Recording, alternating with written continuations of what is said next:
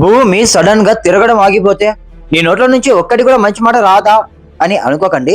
ఒక second imagine చేయి, మన ఎర్త్ సడన్ గా తిరగడం ఆగిపోయింది అంటే మనం ఫీల్ అవుతాం అని అనుకుంటాం, కానీ రియాలిటీ చాలా డేంజరస్. భూమి ఇప్పుడు ఈక్వేటర్ దగ్గర ఆల్మోస్ట్ 1670 km/h స్పీడ్ తో రొటేట్ అవుతూ ఉంటుంది. మనం, బిల్డింగ్స్, ఓషన్స్ అన్ని కూడా ఆ స్పీడ్ తో మూవ్ అవుతున్నాయి. భూమి సడన్ గా ఆగిపోతే సర్ఫేస్ మీద ఉన్న అన్ని ఆబ్జెక్ట్స్ ఇన్నర్షియా వల్ల ముందుకు సేమ్ స్పీడ్ తో త్రో అవుతాయి. అంటే బిల్డింగ్స్ కొలాప్స్ అవుతాయి, ట్రీస్ అప్రూట్ అవుతాయి, సముద్రాలు పెద్ద పెద్ద సునామీస్ లాగా మూవ్ అవుతాయి, ఇంకా అట్మాస్ఫియర్ కూడా ఇన్నర్షియా వల్ల మూవ్ అవుతుంది.